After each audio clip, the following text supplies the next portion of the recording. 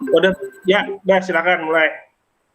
Assalamualaikum warahmatullahi wabarakatuh. Waalaikumsalam warahmatullahi Waalaikumsalam wabarakatuh. warahmatullahi wabarakatuh. Alhamdulillahirabbil alamin. Bapak Ibu, hari ini kita kembali bertemu di walaupun secara daring untuk melanjutkan kegiatan di klub PSP kita. Bagaimana kabar Bapak Ibu pada hari ini? Baik, Bu. Alhamdulillah baik. Alhamdulillah, mudah-mudahan kita semua selalu diberikan kesehatan oleh Allah untuk menjalankan kegiatan kita pada hari ini. Baik Bapak Ibu, untuk sebelum kita memulai kegiatan kita pada hari ini, untuk memperlancar kegiatan kita berdoa terlebih dahulu. Saya minta perwakilan dari Bapak Ibu salah satu untuk memimpin doa. Silakan Bapak Ibu, siapa? Pak Raden bisa membantu untuk memimpin doa? Ya, silakan Pak. Baik, sebelum memulai kegiatan kita hari ini, kita berdoa dulu menurut keyakinan dan kepercayaannya masing-masing. Berdoa dimulai.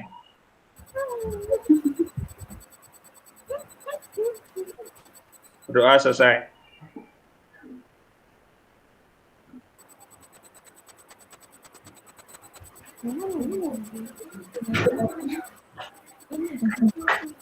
Mbak.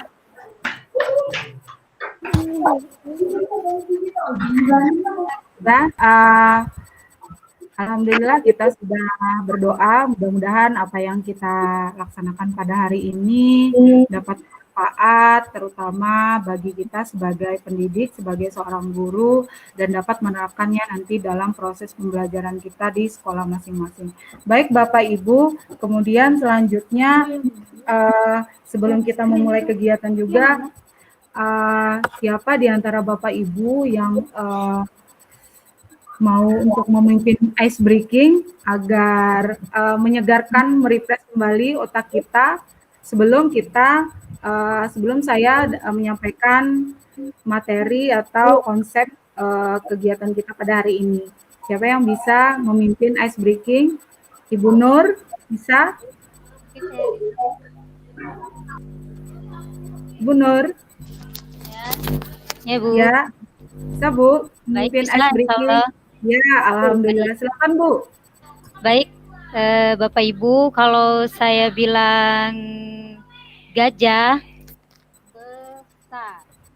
besar. Ya. Kalau saya bilang semut, kecil, iya.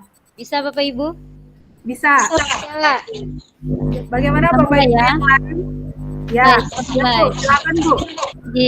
Gajah besar, semut kecil, gajah besar, semut kecil. Baik, mungkin itu saja Bu. Oh iya, terima kasih Ibu Nur. Masa-masa. Iya, terima kasih atas ice breaking-nya. Mudah-mudahan kita refresh kembali, segar kembali untuk melaksanakan kegiatan kita pada hari ini. Baik Bapak Ibu, kemudian untuk kesepakatan kita pada hari ini, ada beberapa kesepakatan sebelum kita memulai kegiatan, diantaranya yaitu nanti untuk kegiatan misalkan diskusi atau untuk menyampaikan pendapat, dimohon bila ada salah satu yang menyampaikan pendapat, yang lain mendengarkan, menghargai yang berbicara. Kemudian lagi terima kasih juga untuk Bapak Ibu yang sudah tepat waktu berhadir di room ini sesuai dengan kesepakatan kita dengan waktu yang sudah ditentukan. Baik Bapak Ibu, izin saya ingin share screen dulu untuk menayangkan materi pada hari ini. Sebelum saya share, saya lupa tadi bahwa materi kita pada hari ini yaitu tentang pendidikan yang memerdekakan. Pendidikan yang memerdekakan, ya. Izin Bapak Ibu saya bagikan dulu ya.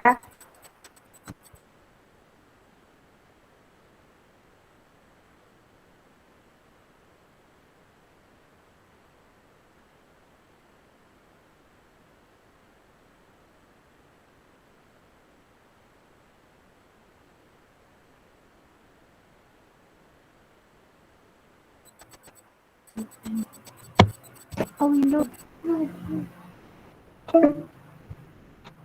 Share, Bu, share. Oh, ayo sini. Tunggu Bapak Ibu.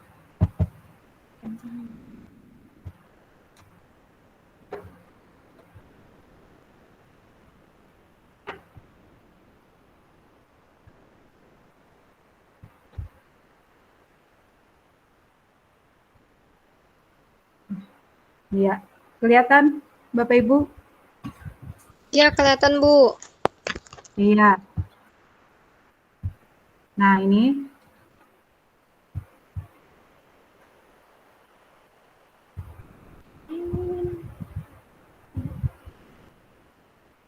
ya, yang pertama pendidikan yang memerdekakan. Saya tidak memakai bahan tayang yang dari sengaja membuat sendiri supaya lebih ringkas Bapak Ibu. Ya, yang pertama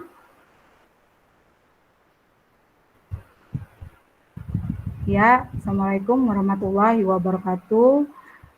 Yang pertama bahwa tujuan kegiatan kita pada hari ini dengan materi pendidikan yang memerdekakan yaitu yang pertama memahami pengertian pendidikan yang memerdekakan, menjelaskan filosofi pendidikan menurut Ki Hajar Dewantara, memahami pengajaran sesuai capaian atau tingkat kemampuan, membuat karya visual 2 dimensi sederhana tentang cara mengenal potensi peserta didik, membuat profil peserta didik di sekolah nanti untuk kegiatan kontekstual atas materi yang sudah didapat pada hari ini.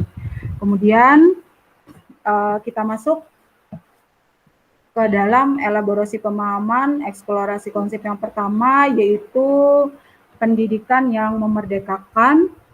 Sebelum kita lebih jauh untuk membahas pendidikan yang memerdekakan ini, saya ingin bertanya kepada Bapak Ibu, meminta pendapatnya kira-kira apa yang dimaksud dengan pendidikan yang memerdekakan menurut Anda, menurut Bapak Ibu, pendidikan yang memerdekakan itu seperti apa? Kemudian yang kedua, apakah saat ini pembelajaran yang dilakukan di sekolah Bapak Ibu itu sudah merdeka? Silakan Bapak Ibu menyampaikan pendapatnya sebelum kita masuk ke materi yang selanjutnya. Silakan, adakah di antara Bapak Ibu yang ingin menyampaikan pendapatnya? Kira-kira pendidikan yang memerdekakan itu seperti apa? Saya, Bu. Ya. Untuk pertanyaan pertama, apa yang dimaksud dengan pendidikan yang memerdekakan menurut pendapat saya ya, Bu, ya? Iya, Jadi, silakan Bu Soleha. menurut saya, pendidikan yang memerdekakan itu ialah pendidikan yang tidak ada tuntutan dan tidak ada pemaksaan di dalamnya, Bu. Jadi siswa boleh mengeksplor potensi, minat dan bakatnya dalam mengembangkan dalam pembelajarannya, Bu. Begitu juga dengan gurunya. Gurunya bisa Berarti, bebas ya, mengeksplor bebas mengeksplor, ya, tidak ada paksaan. Intinya tidak ada paksaan ya Bu Soleha. Iya, Bu. Lalu yang kedua, kira-kira pembelajaran yang sudah dilakukan di sekolah Ibu Soleha apakah sudah merdeka? Untuk contoh dari pembelajaran yang merdeka, mungkin terlihat dari adanya kegiatan ekstrakurikuler yang disediakan sekolah yang disesuaikan dengan bakat anak, Bu, dan sesuai minatnya. Iya, betul sekali, luar biasa Ibu Soleha. Terima kasih atas pendapatnya. Memang untuk pembelajaran yang memerdekakan, apalagi konsep merdeka belajar itu memang rata-rata terlihat di kegiatan ekstrakurikuler yang ada di sekolah masing-masing karena dapat meningkatkan potensi peserta didik. Bagaimana Bapak Ibu yang lain, ada yang sudah bisa memberikan pendapatnya? Silakan Bapak Ibu. Sama Bu. Ya, silakan Pak Raden, sampaikan pendapatnya. yang dimaksud dengan pendidikan yang memerdekakan itu seperti yang dijelaskan oleh Ibu Soleha tadi adalah pendidikan yang tidak memaksa, Bu. Iya. Dalam artian di sini pendidikan yang sesuai dengan tingkat kemampuan siswa, yaitu kodrat alam siswanya, Bu. Iya, betul. Iya. Jadi fungsi kita sebagai guru adalah cuma membimbing potensi-potensi yang ada di peserta didik kita sesuai dengan keahlian mereka masing-masing dan apa namanya tuh, ya pokoknya gitu ya Bu ya, maksud saya tuh. Iya, iya. Sesuai Terima dengan kasih Pak Raden. Iya, terima kasih. Iya. Jadi sebelum memaparkan ini, ternyata Bapak Ibu dari kalimatnya saja pendidikan yang memerdekakan itu sudah bisa menjelaskan atau memaparkan bahwa pendidikan yang memerdekakan itu seperti ini loh. Artinya Bapak Ibu sebelum masuk ke konsepnya pun Bapak Ibu sudah memahami bahwa pendidikan yang memerdekakan itu bukan untuk menuntut, bukan untuk memaksa anak dengan sesuai kehendak kita sebagai guru, tetapi lebih kepada membimbing, menuntun anak sesuai dengan potensi, minat, dan bakatnya. Baik Bapak Ibu semuanya, terima kasih untuk sesi ini. Kemudian kita lanjutkan ke materi berikutnya, yaitu kita lanjutkan dengan filosofi pendidikan Ki Hajar Dewantara. Mengapa pendidikan yang memerdekakan ini sangat erat hubungannya dengan filosofi pendidikan Ki Hajar Dewantara, karena seperti yang kita ketahui bahwa Ki Hajar Dewantara ini adalah salah satu pahlawan Indonesia yang memang concern dengan pendidikan, dibuktikan dengan jasa beliau di bidang pendidikan dengan mendirikan taman siswa pada zaman penjajahan kolonial Belanda, sehingga atas jasa beliau di Ki Hajar Dewantara diabadikan sebagai pahlawan pendidikan. Nah, kemudian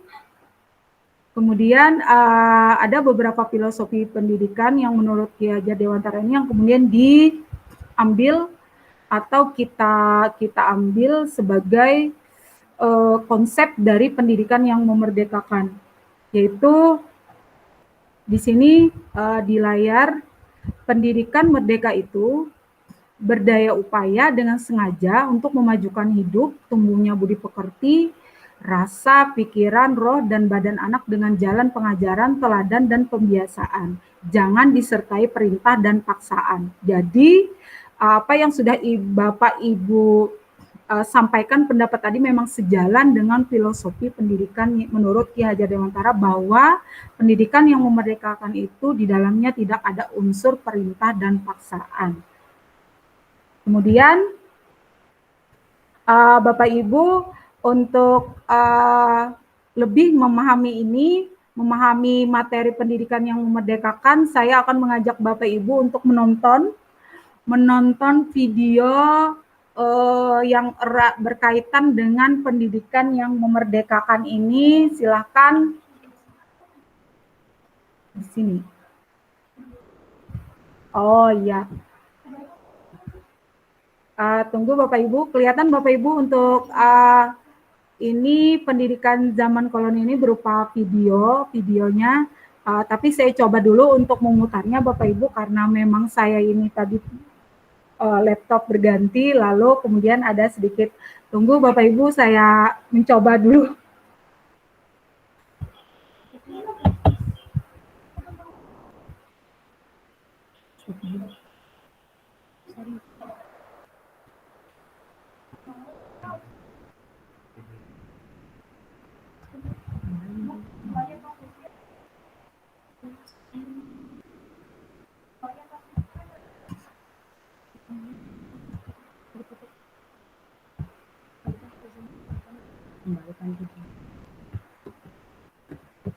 Ya, Bapak Ibu, Untuk share screen-nya saya stop sebentar karena ada memang kendala untuk video mungkin tidak bisa saya tampilkan.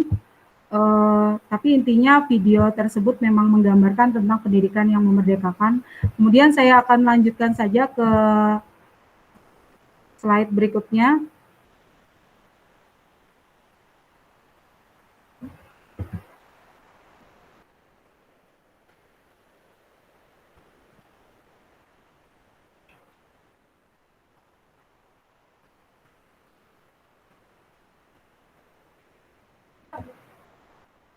Nah, ya, Bapak Ibu, saya lanjutkan.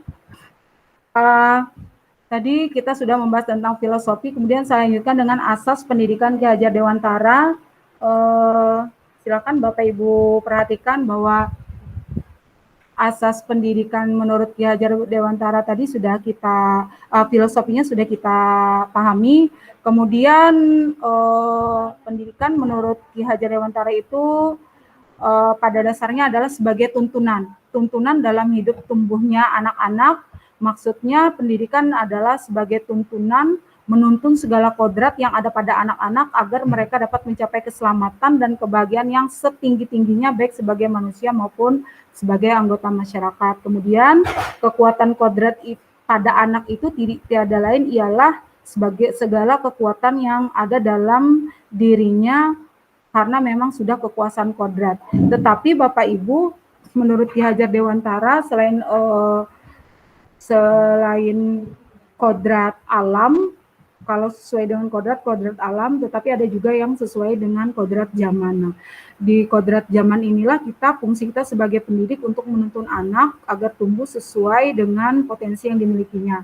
Nah, kemudian dalam perjalanannya anak-anak kita ini, peserta didik kita tidak sedikit yang memang baik dasarnya, tetapi karena pengaruh-pengaruh keadaan yang buruk di lingkungannya, kemudian menjadi orang-orang yang jahat. Nah, tugas kita sebagai pendidik hanya dapat apa? Hanya dapat menuntun tumbuh atau hidupnya kekuatan-kekuatan itu agar dapat memperbaiki lakunya, bukan dasarnya. Karena kalau dasarnya memang sudah sesuai dengan kodrat, tetapi kita dapat memperbaiki laku itu, maksudnya adalah perilaku hidupnya dan tumbuhnya, perilaku hidup dan tumbuhnya itu. Kemudian pengajaran sesuai dengan asas pendidikan menurut Ki Hajar Dewantara tadi, bagaimana kita sebagai pendidik ini melaksanakannya atau mengambil esensi dari asas pendidikan menurut Ki Hajar Dewantara tadi untuk proses pembelajaran kita di kelas. Jadi kita lanjutkan dengan pengajaran sesuai dengan capaian atau tingkat kemampuan. Di sini ada pertanyaan Bapak Ibu. Kembali saya ingin minta pendapat Bapak Ibu terkait dengan pendidikan yang memerdekakan ini. Ada pertanyaan, pernahkah Anda, peserta didik Anda mengalami kesulitan saat mengerjakan tugas yang harusnya sudah dikuasai olehnya? Pernahkah Anda, peserta didik Anda mengalami kesulitan saat mengerjakan tugas yang harusnya sudah dikuasai olehnya? Mengapa hal tersebut terjadi? Silakan Bapak Ibu yang ingin memberikan komentar atau pendapatnya kepada Bapak Ibu. Saya persilahkan. Pastinya kita sebagai pendidik pernah mengalami ini ya Bapak Ibu? Pernah. Iya. Pernah mengalami bahwa kita merasa peserta didik kita mengalami kesulitan saat mengerjakan tugas yang harusnya sudah dikuasainya tetapi mengalami kesulitan. Nah, kira-kira mengapa hal tersebut bisa terjadi? Silakan Bapak Ibu untuk memberikan pendapatnya. Ada yang bisa? Ibu Rinda? Halo Bu Rinda. Iya Bu. Ya, silakan Bu Rinda menyampaikan pendapatnya. Pernahkah Anda, peserta didik Anda mengalami kesulitan saat mengerjakan tugas yang seharusnya sudah dikuasai? Sudah dikuasai oleh kita sebagai guru pasti pernah ya Bu ya merasakan itu kesulitan. Anak merasa kesulitan. Kalau mengapa hal itu terjadi? Mungkin karena kurangnya belajarnya atau kurangnya pengetahuannya ataupun mereka tidak memahami materi tersebut entah karena penjelasan kita ataupun karena mereka yang malas atau bagaimana saya juga tidak tahu, Bu. Oh iya, mungkin karena berbagai faktor ya Bu Rinda ya, faktor yang semuanya bisa berbeda-beda faktor gitu. intern dari peserta didik atau faktor luarnya, eksternnya yang bisa menyebabkan peserta didik ini mengalami kesulitan. Nah, maka di sini materi yang kita bahas ini adalah pengajaran sesuai dengan capaian atau tingkat kemampuan peserta didik, tetapi pada kenyataannya di lapangan bahwa kita sering menemukan peserta didik kita ini kesulitan, misalkan dalam berbagai mata pelajaran kah, atau yang paling sering kita temui dalam pelajaran matematika kah, yang harusnya yang memang pelajaran tersebut memang dianggap sulit oleh peserta didik kita. Ya, kemudian adakah Bapak Ibu yang lain bisa menambahkan pendapat dari Ibu Rinda tadi tentang peserta didik kita yang sering mengalami kesulitan dalam mengerjakan tugas yang harusnya sudah dikuasai oleh peserta didik tersebut?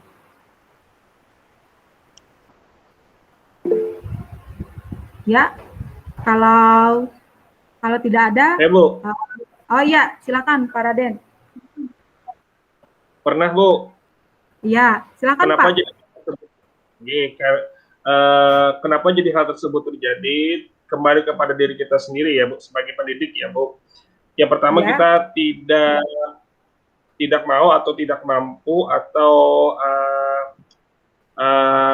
belum sempat mengetahui karakteristik atau kemampuan anak atau peserta didik kita di dalam kelas, Bu. Jadi kita tidak tahu permasalahan apa yang terjadi pada diri si anak atau kompetensi apa yang perlu kita gunakan untuk mencapai pembelajarannya, Bu, untuk si anak sendiri. Iya, betul sekali, luar biasa Pak Raden, betul. Memang berarti kita untuk mengatasi hal ini harusnya kita sebagai pendidik harus memahami karakteristik anak terlebih dahulu sebelum melaksanakan proses pembelajaran. Baik, terima kasih Bapak Ibu, kita lanjutkan. Setelah pemaparan konsep materi ini, kita akan masuk kepada sesi diskusi kelompok. Silakan Bapak Ibu membentuk kelompok kecil yang terdiri dari 2 orang. Kemudian setelah penjelasan singkat, Anda diminta untuk membuat karya visual 2 dimensi tentang cara mengenal potensi peserta didik. Diskusikan bersama anggota kelompok. Kemudian nanti saya minta presentasi dari perwakilan kelompok untuk menyampaikan hasil diskusi tersebut. Bagaimana Bapak Ibu, ada yang ingin ditanyakan? Membuat sebuah karya visual 2 dimensi ataupun semacam poster yang berisi tentang cara mengenal potensi peserta didik, karena ini erat kaitannya dengan pendidikan yang memerdekakan. Ada yang ingin ditanyakan dulu Bapak Ibu terkait tugas diskusi kelompok? Tidak, Bu. Atau kita sepakati saya beri waktu kurang lebih sekitar 5 menit Bapak Ibu untuk mengerjakan tugasnya. Oke, Bu. Ya, silakan dulu Bapak Ibu untuk membentuk kelompok kecil. Ya, sudah, silakan Anda bekerja membuat sebuah karya visual. Nanti saya minta untuk menampilkan dan mempresentasikannya.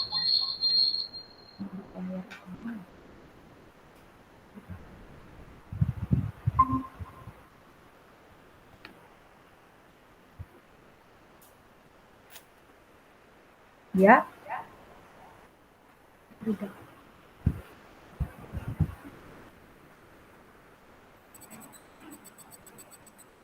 Ya, bagaimana Bapak Ibu? Oke, Bu. Ya, sudah? Kelompok 1 berarti ini Ibu Soleha dengan Pak Raden. Oke, Bu. Ya, kelompok 2 Ibu Rinda dengan Ibu Nur.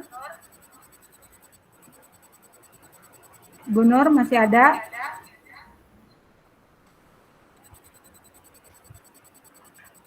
Halo, Bu Nur.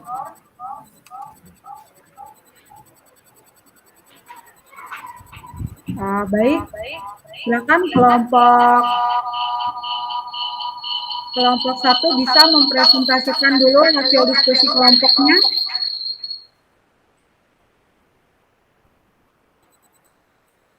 Bisa? Salah satu kelompok saja yang mewakili untuk presentasi di diskusi kelompok ini. Saya minta untuk kelompok 1 yang mewakili untuk mempresentasikan hasilnya. Silakan, Bapak.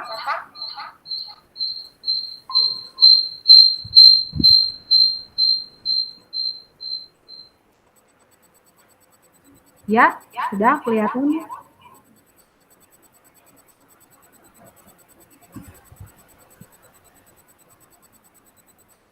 Membuat sebuah karya visual, poster. Ya, silakan dipresentasikan. Siapa yang mempresentasikan? Ibu Soleha atau Pak Raden sendiri?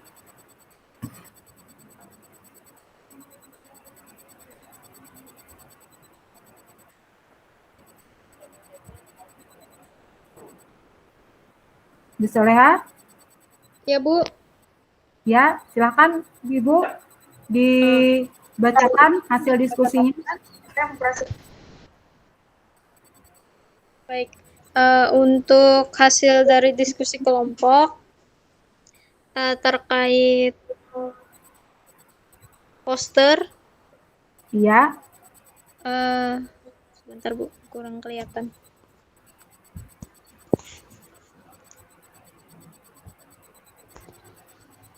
Ya, ke atas Ya, lagi. Bawahkan Tidak terlihat. Ya, Ya, seperti ini aja. Ya. Sip. Nah, setiap anak dilahirkan dengan potensi yang berbeda-beda. Untuk itu, setiap guru wajib memahami betul karakteristik peserta didik mereka. Melalui potensi atau kelebihan tersebut, maka siswa akan meminati suatu. Kita tidak perlu memaksakan, tapi kita berusaha untuk menggali potensi yang dimiliki siswa.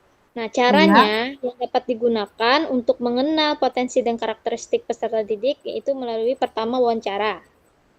Kemudian wawancara ini adalah cara yang paling mudah untuk mengetahui seorang siswa menyukai bidang pelajaran apa yang disukainya. Kemudian tes minat dan bakat. Tes minat dan bakat adalah cara yang kedua yang bisa dilakukan untuk mengetahui minat bakat siswa dengan melakukan tes minat bakat. Kita dapat mempelajari tes ini atau dapat bantuan dari ahlinya. Kemudian cita-cita. Cita-cita di sini menanyakan cita-cita adalah salah satu cara untuk melihat minat siswa. Misalnya ada siswa yang bercita-cita ingin menjadi pengusaha, maka pelajaran ekonomi adalah pelajaran yang sangat cocok untuknya. Iya, terima kasih banyak Ibu Soleha. Kita beri tepuk tangan untuk Ibu Soleha. Karya visualnya sangat bagus, sangat menarik. Mudah-mudahan kelompok yang lain pun juga dapat memahami maksud dari yang penting adalah bagaimana cara maksud dari poster atau isi dari poster itu sendiri yang dapat tersampaikan kepada kita. Baik Bapak Ibu, untuk tugas diskusi saya rasa cukup. Kemudian kita lanjutkan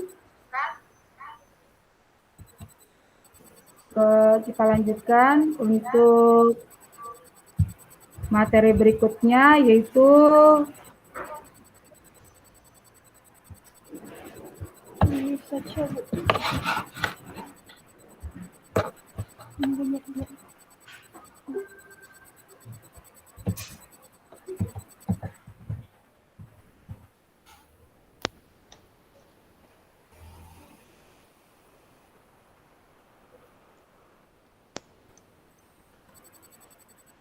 Nah, ya, halo Bapak Ibu, kelihatan? Halo Bapak Ibu? Ya, Ya.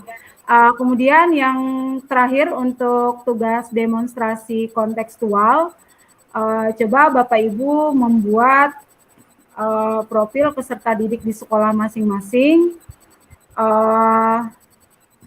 Profil yang peserta didik yang Ibu harapkan di sekolah Ibu, Bapak Ibu masing-masing, yang erat kaitannya ini dengan pendidikan yang memerdekakan, misalnya dengan dikaitkan dengan potensi peserta didik, baik potensi minat ataupun bakatnya. Nah, untuk tugas demonstrasi kontekstual ini nanti bisa Bapak Ibu kerjakan dan bisa Bapak Ibu nanti kirimkan ke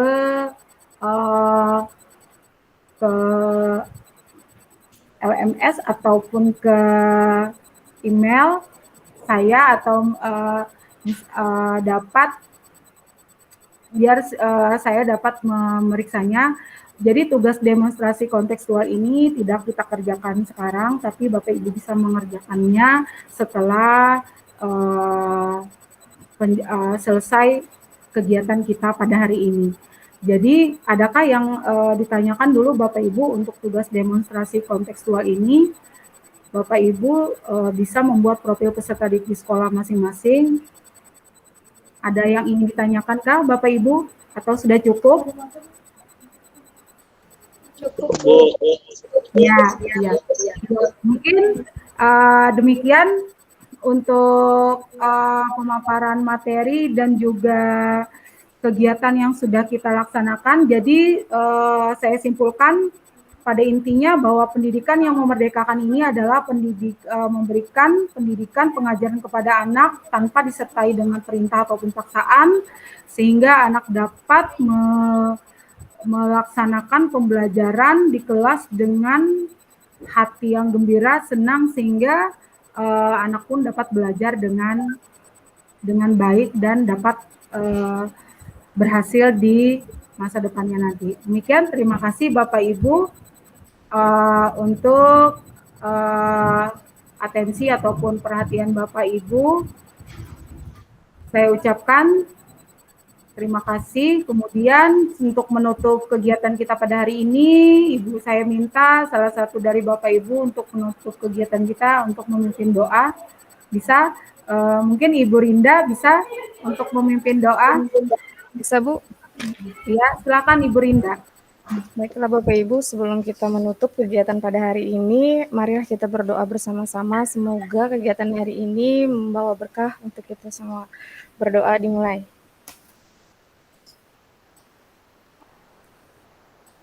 Doa selesai. Ya, terima kasih. Mudah-mudahan apa yang saya sampaikan dapat dipahami. Kurang lebihnya saya mohon maaf atas segala kehilapan. Kemudian saya ucapkan wabillahi taufiq wal hidayah. Wassalamualaikum warahmatullahi wabarakatuh. Waalaikumsalam warahmatullahi wabarakatuh. Waalaikumsalam warahmatullahi wabarakatuh.